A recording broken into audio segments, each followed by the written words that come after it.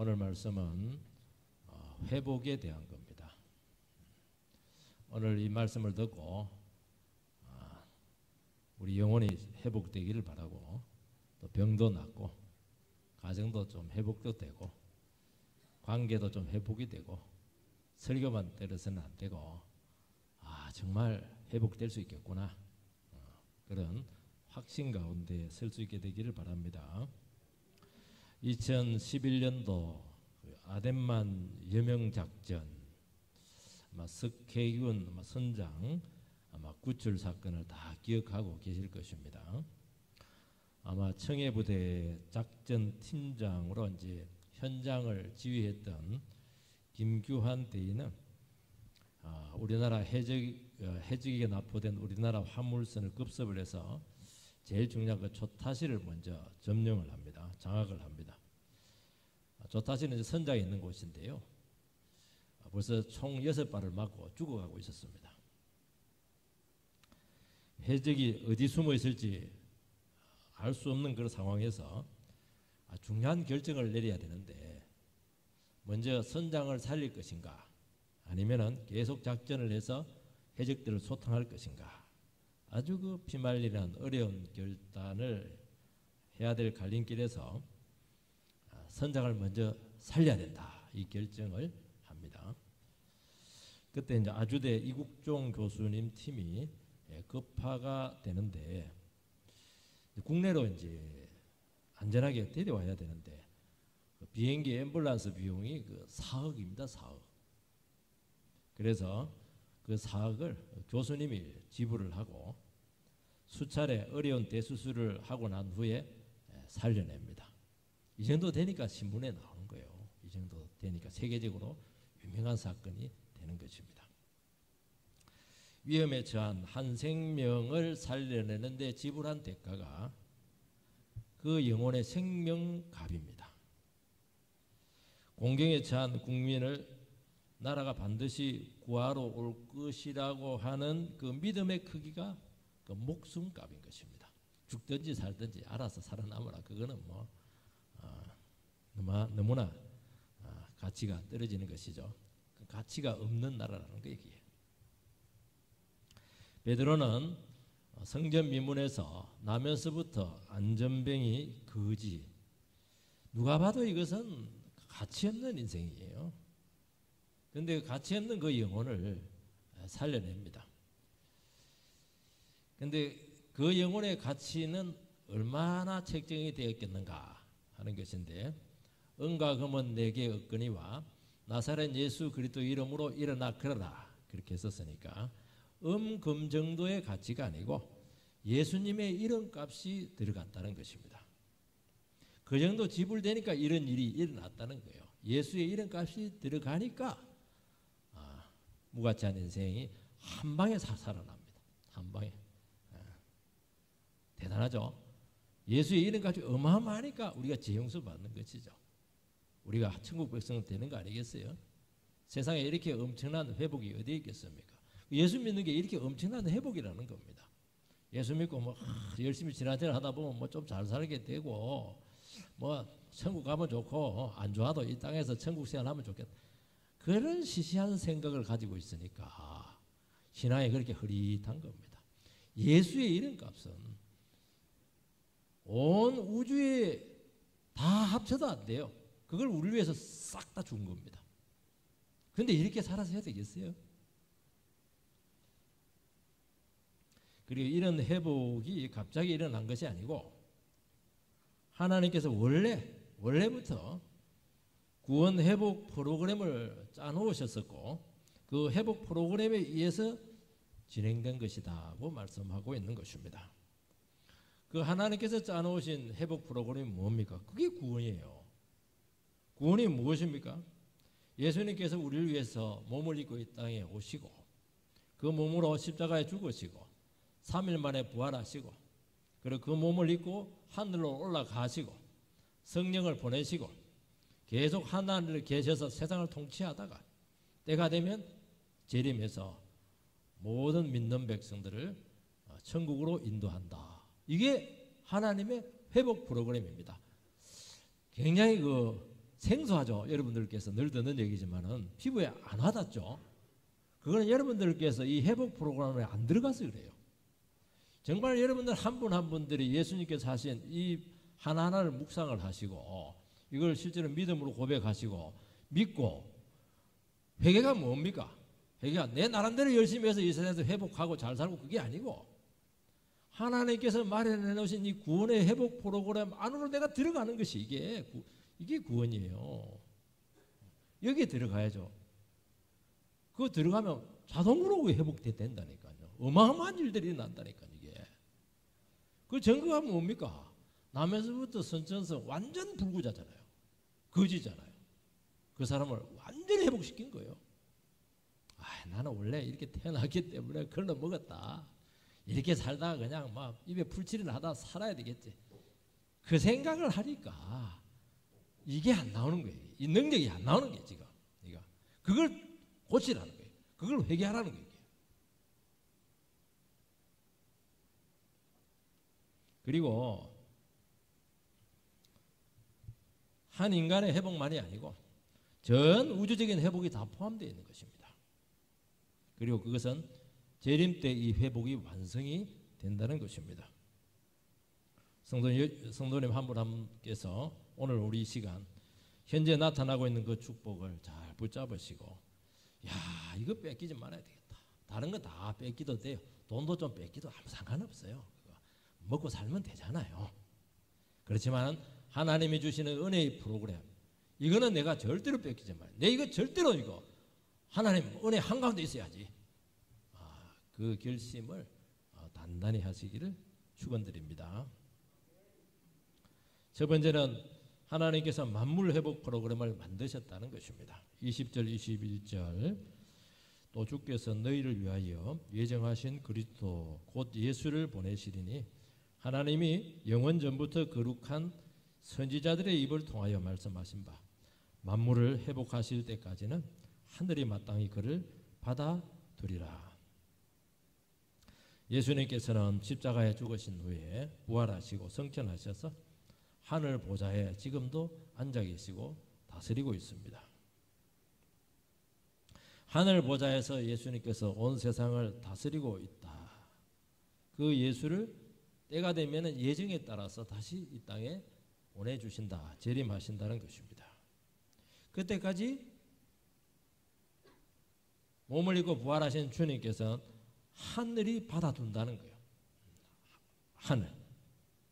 그러니까 이 하늘을 받아두고 있는 그 기간 동안에는 주님께서는 온 만물을 다스리시고 구원하시고 회복시키시고 계속 이 땅에 섭리하신다는 것을 말씀하고 있는 것입니다. 안전뱅이가 치유된 이 사건은 바로 그 예수 안에서 회복의 하나의 실례라는 것입니다. 그래서 이 안전뱅이가 구원된 사건은 엄청난 사건이에요. 사실은 이것은 한 사람이 그냥 병 나았다는 게 아니에요. 이게.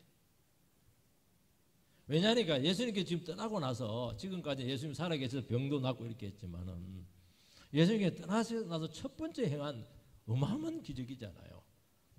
그 성도님들은 예수님 떠나서 고아 같은 거예요. 우리를 버리고 갔네. 그게 아니라는 거예요. 버리고 가긴 뭘 버리고 가요. 더 엄청난 회복이 나타나고 있는데 살아계셔서 개입하시고 병자들을 치료하시고 인생들을 회복시키시고 성령을 보내가지고 역사하고 계시지 않습니까? 우리는 지금 이 현장에 없어서 그렇지 여러분들께서 그 현장에 있었으면 이것은 충격받을 일이거든. 야 버리지 않았구나 하는 것이죠. 그리고 지금도 복음이 전파되면은 개인 영혼만 구원되는 것이 아니고 이 구원은 우주와 바로 연결이 됩니다. 그래서 망가진 회복처럼 영혼 회복처럼 죄로 파괴된 우주적인 회복을 우리는 기대하고 있는 것입니다. 우리 왜 이 세상에 살아가요? 한숨 쉬면서 왜 살아갑니까? 이 말세 같은 이 험악한 세상 살아가야 되나? 살아가야 돼요. 왜냐하니까 하나님께서 이 우주에 대한 계획까지 지금 다 짜놨거든. 그냥 믿음으로 가면 다 되게 돼 있는 거예요. 바울 사도는 주 예수를 믿으라. 그리하면 너와 내 집이 구원을 받으리라. 믿으세요. 내 한 사람 예수 믿으면 나만 구원받는 게 아니에요. 집안 전체가 구원받아요. 집안 분 전체가 구원받는다는 것은 그냥 예수만 믿는다는 게 아니에요. 집안 전체가 회복됩니다. 친척들 다 회복돼요. 인생이 구원받는 거예요. 가정이 구원받는 것이고 사회가 구원을 받는 것이고 재림 때 만물이 회복이 된다는 것입니다. 그래서 이 우주적인 회복은 이미 하나님께서 예정해서 다 계획세 프로그램으로 다 짜놨다는 거예요. 예정되었다는 거예요. 프로그램을 짜놨으면은 그건 확실한 거잖아요. 이것은 구원이 적흥적이지가 않고 우주가 만들어지기 전에 이미 결정되었고 다 프로그램을 깔아놨다는 것입니다. 예수님께서는 예정에 따라서 몸을 입고 이 땅에 오셨고 십자가에 죽으셨고 부활하셨고 성천하셨고 지금도 하늘에서 다스리고 있고 재림할 것입니다. 이게 이미 다 프로그램화 되어 있는 거예요. 그대로 되어 있잖아요. 근데 마지막만 남아 있잖아요 지금. 그래서 우리의 구원이라고 하는 것은 실패할 수가 없고 결코 흔들릴 수가 없다. 왜냐하면 우리가 짠 게 아니거든요. 여러분 우리에 대한 구원과 회복은 적흥적으로 온 것이 아닙니다. 어떻게 살다 보니까 예수 믿는 그게 아니에요. 다 하나의 프로그램에서 여러분들께 온 거예요. 하나님께서는 창세전에 우리를 택하시고 섭리로 찾아오시고 때가 되어서 부르시고 또 예수 만나게 하시고 구원을 주시고 회복시키시고 천국으로 이끄신다는 것입니다. 이거예요. 이게 구원이에요. 복음이에요. 이 창세전에 예정했다 하는 것은 대단히 중요한 것입니다. 그러니까 하나님께서 온 우주를 만들어지기 전에 이미 구원 프로그램을 다 짜놨다는 거예요. 그러니까 이 우리가 눈에 보고 있는 이 세상이라고 하는 것은 우주라고 하는 것은 우리의 구원을 염두에 두고 만들었다는 겁니다. 누가 중요해요? 우주가 중요해요? 우리가 중요해요? 우리가 중요하죠. 어느 가정에 보니까 이 자녀가 너무 귀하니까 앞으로 태어날 이 손녀인지 손자인지는 모르겠지만은 그 자녀를 위해서 우리 정말 멋진 새 집을 하나 짓자. 그 누구를 위해서 짓는 거예요? 그거? 앞으로 태어날 그 자녀를 위해서 짓는 거잖아요.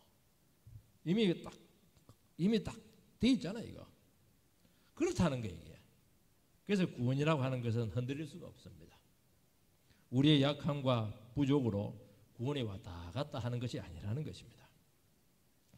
우리는 과거의 아픔도 있고 실패도 있고 내 인생이 왜 이렇게 고달플까? 참 늘 그런 질문을 하면서 살아갈 때가 많고 나는 왜 몸이 이렇게 약할까? 하나님의 프로그램으로 보면 다 이해가 된다는 거예요. 그건 뭡니까? 하나님 자녀 만들어서 완전히 회복시키기 위해서라는 것입니다. 그러니까 풀리잖아요, 인생이. 과거가 해석이 되잖아요. 미래에 대한 안정이 찾아오지 않습니까? 여러분 미래가 확신이 되는 겁니까? 아직도 막 흐릿합니까? 흐릿하면 믿음대로 되는 거예요. 계속 흐릿하게 살아갈 겁니다. 이야, 내 미래가 이렇게 확실하구나. 이야, 여기는 살맛이 있네. 열심히 살자. 그러면 점점 분명해질 겁니다. 현재도 하나님께서 우리를 만들어 가시고 있지 않습니까? 기도하면 응답하잖아요. 불가능한 변화들이 일어나잖아요. 저는 목회하면서요, 이건 너무너무 체험합니다. 저분이 변화되실까? 변화되다마다요. 그 재미로 목회하는데 제가 지금요. 그거 한번 맛보면요. 다른 거 안 합니다. 세상에 이것처럼 이야, 이것처럼 가치 있는 게 없구나. 목사가 최고구나. 여러분 주님 의지하면 이루십니까? 이루다마다요. 안 되는데 됩니다. 불가능한데 가능해요. 우리는 너무 믿음에 쪄가지고 조금 기대를 안 하거든요. 에이, 아니에요. 상상 이상이에요. 상상 이상. 우리의 삶이 이끌려지는 게. 아니 이런 프로그램을 생각해야지. 왜 자기 것만 자꾸 분석하고 그러세요. 우리는 너무 많은 인생의 그런 사설에 얽어매여져 있습니다. 사람 말에 얽어매여 있고 집안 전통에 얽어매여 있고 사회에서 그런 틀에 그냥 헤어나오지 못해요. 전부 다 풀릴 줄 믿습니다. 얼마나 자유로워요. 눈치 볼 거 뭐가 있어요, 여러분. 하나님께서는 우리 각자에 대한 계획이 있는데 이루어집니까? 이루어지다마다요.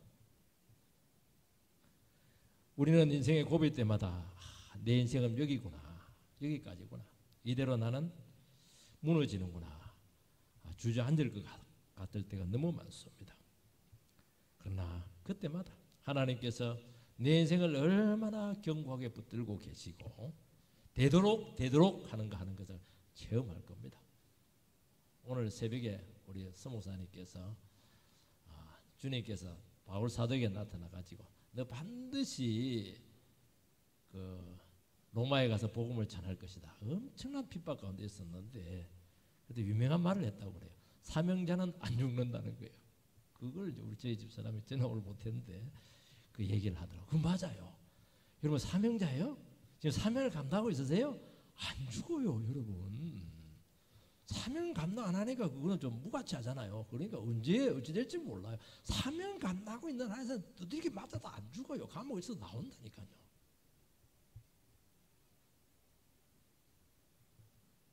눈물이 변하여 기쁨이 되고 아픔이 변하여 감격이 되고 불안이 변하여 평안이 되는 인생을 만들어 가질 줄 믿습니까? 지금 평안하세요?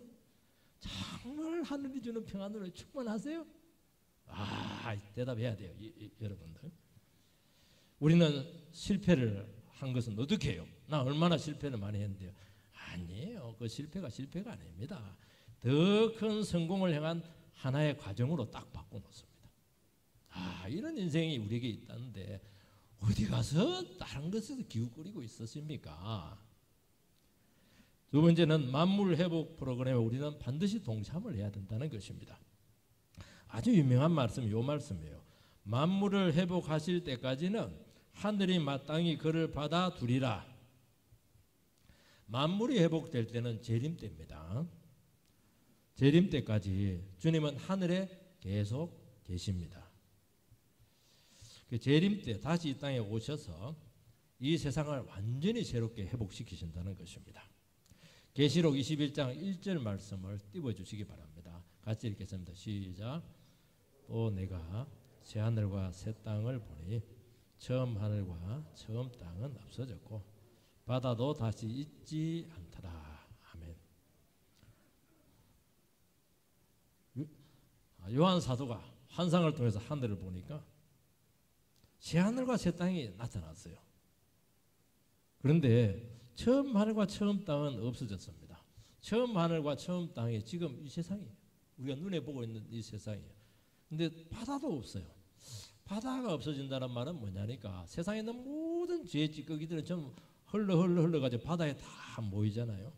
죄도 싹 없어진다는 거예요. 여러분, 이 세상은 주님이 오시면은 없어질 것입니다. 우리는 이 세상이 영원할 것으로 생각을 해서 세상에 막 투자 많이 하죠. 흔들리면 일본 사람도 잘할 거야. 싹 날아갑니다. 정말 불안정해요. 영원하지 않아요. 땅이 가만히 있어요. 막 땅도 지금 막 움직이고 있어요. 여러분, 세상은 임시 거처고 주님께서 부르시면은 언제라도 다 내려두고 떠나야 되는 것입니다. 그 말은 뭐냐? 우리 인생을 이 세상의 결정적인 것에 대해서 투자하지 마시라는 거예요. 사업도 하지 말아요. 그거는 해야죠. 그런데 결정적인 투자를 하지 말라는 거예요. 목숨 걸지 말라는 거예요.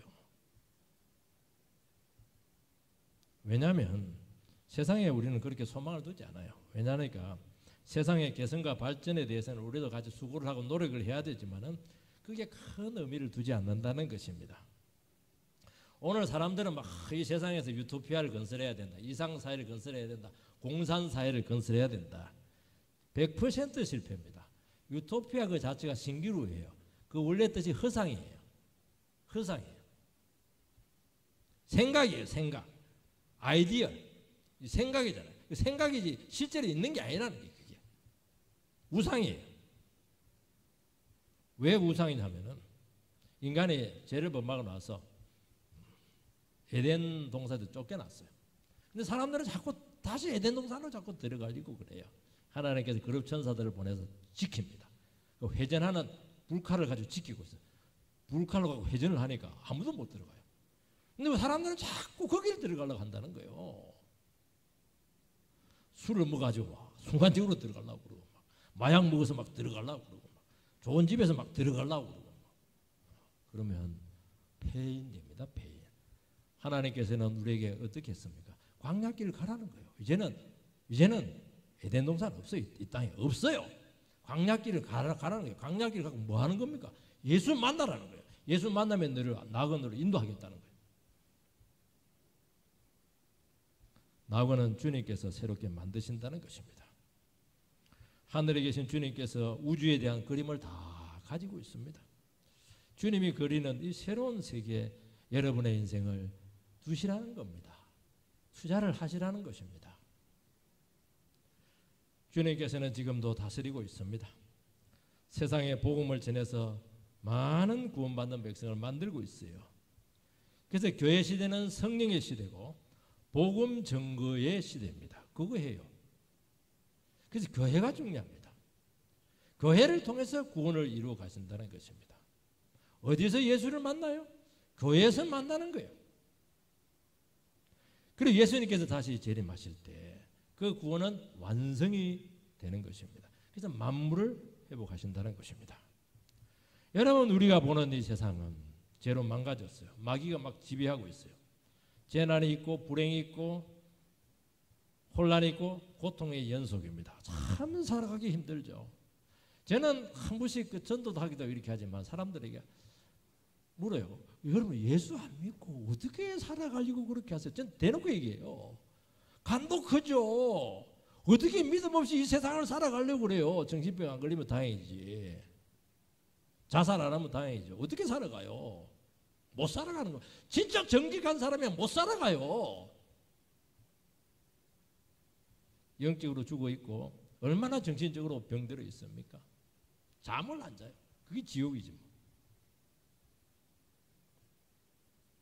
모든 인생들은 죄와 정욕 속에서 지금 허덕이면서 살아가고 있는 거예요. 못 죽어서 사는 거예요. 그게 무슨 인생이에요, 그게. 주님 다시 오셔서 바로 잡을 것입니다. 어떻게 해요? 두 가지입니다. 심판과 상급이에요. 주님은 세상을 심판합니다. 죄인들을 심판합니다. 하나님을 부정하면 심판이에요. 정욕대로 살면 멸망이에요. 그러면 예수 믿는 믿음의 백성들은 상급을 주십니다. 우리 성경에 보면은 아주 성경은 아주 보편적인 가치를 가진 단어들을 많이 기록을 해놓는데, 근데 유일하게 없는 단어가 하나가 있어요. 평등. 자유는 많거든요. 진리가 너희를 자유케 하는데 평등이라는 단어가 없어요. 공평, 공의 이런 단어들은 많아요. 사람들은 어떻게 생각하냐니까 자꾸 이 사회를 평등하게 만들려고 한다는 거예요. 그러니까 이렇게 혼란스럽고 하향 평준화가 일어나는 거예요. 사람의 의욕을 다 꺾어버려요. 여러분, 평등하지 않아요. 물론 인간의 가치와 그 출생과 고귀함은 같아요. 그거는 인정을 합니다. 근데 삶에 대한 또 삶의 결과에 대한 평가는 절대로 평등하지 않아요. 주님께서 평가를 하겠다는 거예요. 그래서 상 줄 자를 상 주시고 뿌린 대로 거두게 하시고 믿음으로 심으면 믿음의 상을 받을 것이고 눈물로 씨를 뿌리면 기쁨의 단을 거두는 상을 받게 될 것이다. 철저하게 이거 구원은 그냥 예수 믿으면 되지만은 상은 달라요. 상은 철저하게 믿음으로 살았는가 그걸 하는 겁니다. 아무리 많이 쌓아놔도 네 정욕대로서 니를 위해서 산 거 그거 뭐 아무 소용, 그거 다 심판감이에요. 그거 가장 열악한 처지에서도 믿음 잃지 않고 주님만 바라보면서 정말 내 영혼 지키면서 살아온 그 영혼들 주님 다 지금 계산하고 있다니까요. 최고의 영예를 줄 것입니다. 예수님 보좌 옆에는 지금도 비어 있어요. 왜냐하면 최고로 믿음 좋은 사람, 최고로 희생 많이 한 사람, 최고로 많이 버린 사람, 이런 사람들을 위해서 지금 비어 있다니까요. 이걸 차지해야지 이거. 주를 위해서 가장 많은 것을 희생하고 버린 영혼을 주님께서는 반드시 하늘의 별처럼 존귀하게 세우실 것입니다. 나만을 위해서 살고 정욕대로 산 영혼은 아무도 남는 게 다 쓰레기입니다. 전부 다 형불로 불태울 것입니다. 공력이 임하면 주님께서 집으로 나무로 한 것을 전부 다 태운다는 거예요. 금이나 은으로. 금이나 은이 뭡니까? 영원히 변치 않는 믿음이잖아요. 그것만 남는다는 겁니다. 여러분, 세상에서 복음을 전하여 우리는 어떻게 해야 되겠습니까? 답이 나오잖아요. 아, 심판과 상급이구나. 그러면 심판받을 저 영혼들을 구원하는 것이기에 하나님 회복 프로그램에 들어가는 것이죠. 그래서 다니엘서 보면 많은 영혼을 주께 돌아오게 한 그 사람에게는 새벽별처럼 빛나게 하리라. 새벽별 제일 어두울 때 반짝반짝 얼마나 강렬한지 몰라요.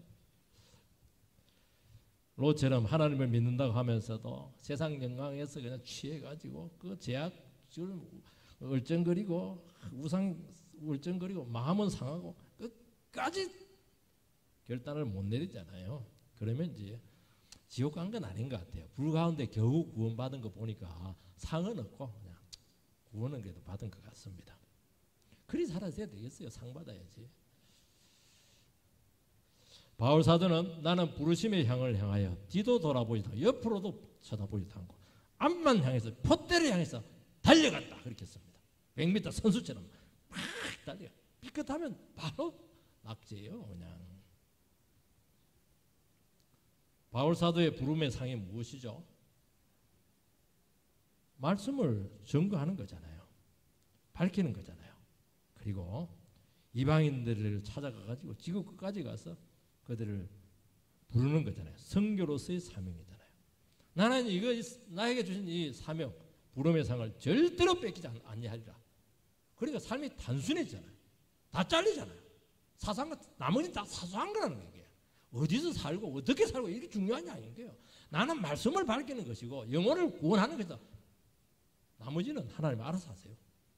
이게 상 받는 비결이다. 우리는 계산이 너무 많죠. 상 다 뺏깁니다, 여러분. 생각 잘 하셔야 돼요. 여러분, 어려운 처지에서 믿음으로 살면 어떻게 되느냐? 가중치가 딱 붙습니다. 태양광도 보니까 가중치가 1.5, 1.2 가중치가 있더라고요. 그거하고 비교가 안 됩니다. 30배, 60배, 100배 가중치가 완전히 달라요. 하나님 축복하는데도 불구하고 그 축복의 가치를 모르고 계속 욕심을 위해서 살아가면 그 축복을 거두십니다. 우리 부모님들은 한 번씩 자녀들에게 이번에 시험 잘 치면 내 큰 선물 줄게. 그것은 시험을 잘 치라는 것이 선물이 목적이 아니잖아요. 하나님께서 우리에게 크게 축복을 하신 이유는 사업도 잘 되게 하고 돈도 막 벌게 하고 좋은 집도 주고 뭐 이렇게 하는 것은 그 받은 축복으로 막 잘 먹고 잘 살아. 그게 아니고 더 믿음으로 살라는 거예요. 상 받을 짓을 많이 해라는 거예요. 그것은. 그래야 상을 빼앗기지 않거든요. 그러면 더 주시겠다는 거예요. 왜냐하면 상 받을 짓 하는데 뭐 아낄 게 뭐가 있어요. 자식이 공부 잘하는데 뭐 탕수육, 팔부터 다 사주잖아요. 이거. 아낄 게 뭐가 있어요. 우리는 고난 중에서도 기쁨을 잃지 않고 주님만 바라보는 영혼들을 바라볼 때마다 여러분들은 충격을 받아야 될 줄 믿습니다. 저는 이게 그렇게 부러워요. 저 성도님 저렇게 어려운데도 불구하고 입 하나 불평 하나 하지 않고 꿋꿋하게 자기를 지키면서 믿음으로 가는 분을 보면 이야, 저분의 내공은 도대체 얼마나 큰 내공이야. 저거 설교한다고 해서 상 많을 것 같아요? 아니에요. 왜냐하면 그 성도님이 상 다 가져가거든요. 시기심이 막 생기잖아요. 내가 받아야 될 상인데 내 다 뺏긴다고 지금. 여러분, 주와 교회를 위해서 영혼을 위해서 헌신하고 정말 아낌없이 바치는 영혼들을 바라보면서 야, 저 사람 믿음이 도대체 어떤 믿음이기에 저 불가능한 삶을 살아낼까. 정말 영적인 거룩한 시기심이 우리는 생겨야 된다는 것입니다. 과연 나는 상 받을 짓 하고 있느냐는 거죠. 정말 하나님의 말씀 듣고 눈물을 흘리면서 기도하는 영혼들을 보면 왜 나는 눈물이 안 나오는 거야? 왜 나는 기도가 안 터지는 거야? 아이고, 오늘도 뭐 좋은 설교 들었네. 빨리 텔레비 보자. 그냥 사람 만나자. 상 받겠어요? 안 되니까 여러분들. 그래서 상 못 받아요. 주님이 주시는 상은 어마어마한 상이잖아요. 대통령 상만 해도 대단한데 만왕의 왕 대신 주님께서 주는 상은 이거는 뭐 영원히 가문의 축복이 아니에요. 영원한 상이죠. 영원한 상. 생명체 기록되어 있다고 되어 있잖아요. 세 번째는 은혜를 뺏기지 말아야 됩니다. 22절 23절 이거 보면은 모세가 말하되 주 하나님이 너희를 위하여 너희 형제 가운데서 나 같은 선지자 하나를 세울 것이니 너희가 무엇이든지 그의 모든 말을 들을 것이라. 누구든지 그 선지자의 말을 듣지 아니하는 자는 백성 중에서 멸망을 받으리라 하였고. 모세는 이스라엘 백성들을 애굽에서 노예에서 구출한 아주 위대한 구원자입니다. 그리고 40년 동안 광야에서 이스라엘 백성들을 설교로서 말씀으로서 인도한 목회자였습니다. 그 설교가 신명기예요. 두트로노미 이래가지고 신명기 모세의 설교를 모아놓은 거예요. 그 신명기 18장 15절 말씀을 띄워주시기 바랍니다. 같이 읽겠습니다. 시작. 너희 가운데 내 형제 중에 너를 위하여 나와 같은 선지자 하나를 일으키리니 너희는 그의 말을 들을지니라. 그 선지자가 예수님이신데 그 선지자의 말 안 들으면 어떻게 된다고요? 망한다는 겁니다. 모세의 설교도 하나님의 말씀이었지만은 그 선지자 예수님의 말씀의 건세와는 차원이 달랐다는 것입니다. 그 무게가 완전히 달랐다는 거예요. 모세는 정말 위대한 종이었어요. 200만 명을 목회한 설교자입니다. 저는 100명도 안 되잖아요. 그런데도 어려운데 건물도 없이 200만 명을 광야에서 40년 동안 목회를 할 수 있겠습니까? 부목사도 없이. 부목사는 있었죠. 대단하죠. 정말 인류 역사상 모세 같은 종이 있을까? 저는 정말 대단하다는 거예요. 그래도 주님하고는 급이 달랐다는 거예요. 모세의 설교로 백성들이 그렇게 변하지 않았어요. 아무리 말씀드려도 늘 원망, 불평, 멱살 잡고 이렇게 했었어요. 예수님은 사람을 변화시켜서 정말 하나님 백성 되게 하셨다는 것입니다. 그래서 모세가 뭐라고 했냐니까 너희가 무엇이든지 그의 모든 말을 들으라. 모든 말을 다 들으라는 거예요. 왜냐하면 주님의 모든 말씀은 예수님은 말씀 그 자체시잖아요. 즉각 생명이고 즉각 구원이고 즉각 재영수고 즉각 축복이고 세상에 이런 말씀이 어디에 있습니까? 부모 말씀 들어도 좋은 일이 많이 일어나는데 무슨 말이든지 들으라는 거예요. 들으면 역사가 나타나게 될 것이라고 말씀하고 있는 거예요. 오늘 설교 듣는 이 말씀 들었어요. 그게 답이에요. 24절 25절 또한 사무엘 때부터 이어 말한 모든 선지자도 이때를 가리켜 말씀하였느니라. 너희는 선지자들의 자손이요 또 하나님이 너희 조상과 더불어 세우신 언약의 자손이라. 아브라함에게 이르시기를 땅의 모든 족속이 너희 씨로 말미암아 복을 받으리라 하셨으니. 여러분 사무엘 때부터 이제 모든 선지자들이 말씀의 선지자가 사무엘 때부터인데요. 엄청난 선지자들이 많았는데 이 선지자의 자손이라고 하는 것은 그들의 선지자들의 설교를 들었던 이스라엘 백성들입니다. 그러니까 이스라엘 백성들에게 얼마나 많은 설교가 넘쳤어요. 그들은 성경을 늘 가까이 했었습니다. 성경의 민족이에요. 성경의 민족. 그 선지자들이 예언한 것이 무엇이죠? 앞으로 예수님이 오시게 될 텐데 그 신약 시대가 있다는 것이에요. 구약 시대는 구원의 밑거름이고 예수님이 오심으로써 완성이 된다는 것입니다. 그러니까 아직 완성되지 않는 구원을 가지고 설교를 하니까 성령도 오시지 않았기 때문에 얼마나 사역이 힘이 들었겠습니까? 죽은 사람 많아요. 말씀에 결국 반응하지 않습니다. 결국 우상 따라가다가 나라 망해버렸잖아요. 그래서 선지자들이 이스라엘 백성들에게 사역을 하면서도 마음이 그렇게 답답하고 그렇게 자제는 말, 사람이 이렇게 안 변할 수 있을까? 끝까지 안 변했습니다. 문제는. 그래서 구약에 보면은 이사야서, 예레미야서, 그 말라기서 뒤쪽으로 가면 갈수록 메시아 대망 사상이 나타나요. 아, 우리 힘으로 안 되는구나. 한 분이 오셔야 된다. 그 한 분이 누구예요? 예수님이라는 거예요. 하나님께서는 아브라함을 통해서 언약을 체결했습니다. 언약은 핵심은 두 가지예요. 땅을 주겠다는 거예요. 그 백성을 주겠다는 거예요. 그런데 하나님께서는 그 땅을 다 빼앗기겠어요. 백성들은 전 세계로 흩었어요. 실패죠. 근데 아브라함의 씨를 통해서 모든 족속에 복을 주겠다. 그렇게 썼습니다. 이 씨가 갈라디아서에서 예수님입니다. 단수예요, 단수. 아, 이삭 아니에요. 아브라함의 씨는 이삭은 예표입니다. 그리고 죽었잖아요. 이분은 안 죽었잖아요. 그래서 예수를 통해서 온 세상에 복음이 전거되고 구원이 일어나서 하나님 백성을 만들어가는 그 위대한 시대를 그들은 기대했던 것입니다. 26절의 결론이에요. 이게 중요하다는 거예요. 하나님이 그 종을 세워 복 주시려고 너희에게 먼저 보내사 너희로 하여금 돌이켜 각각 그 악함을 버리게 하셨느니라. 구약에 예언된 예수를 세워서 복을 주시려고 이스라엘 백성들에게 하나님께서는 예수님을 먼저 보냈습니다. 그 이유는 유대인들이 수천 년 동안 하나님 말씀에 불순종하고 끝까지 변하지 않고 교만하고 우상 숭배하고 이렇게 했는데 이제는 돌이키라는 거예요. 그 악함을 버리라는 거예요. 예수를 믿으라는 거예요. 마지막 기회로 주었다는 거예요. 유대인들은 그것마저 배척을 합니다.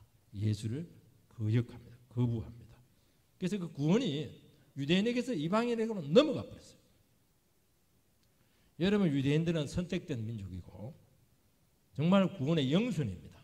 우선권이 있었어요.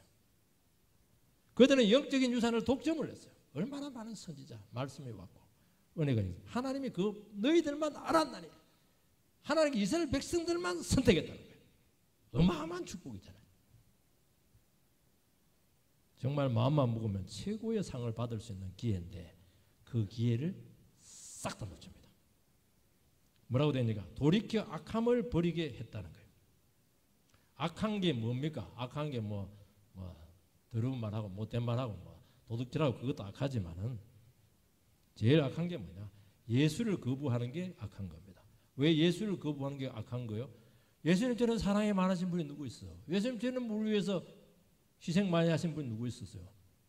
자녀들이 제일 악한 게 뭐예요? 돈 못 버는 게 아니에요. 공부 못해도 돼요. 부모님을 부모님으로 인정하지 않는 것이 제일 악한 것이죠. 하나님을 하나님으로 인정하지 않는 것이 악한 것이라는 거예요. 이게 주님의 뜻을 배척하고 그렇게 욕심으로 살아갔다는 것입니다. 그러면 어떻게 되느냐? 상을 싹 다 놓치게 되고 땅을 치고 후회하게 된다는 것입니다. 성도님 여러분, 말씀과 안에는 목숨 걸고 붙잡지 않으면 한순간에 넘어갑니다. 여러분 이거 잘 잡아야 돼요. 이거 장어보다 더 미끄러워요. 이거 한 번 넘어가면 회복이 거의 불가능해요.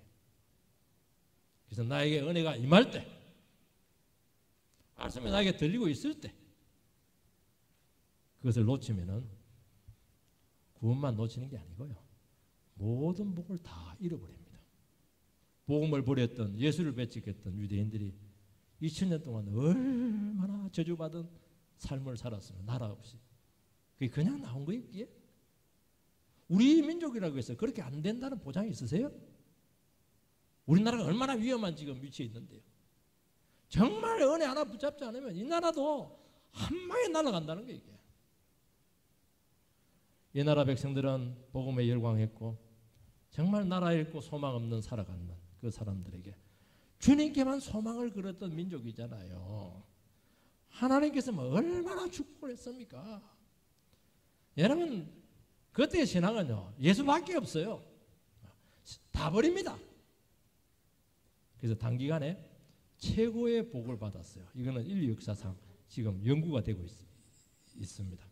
엄청난 부흥이 일어나게 되었고 세계적인 교회 10대 교회가 5개나 들어있다니까요. 이 작은 나라에서.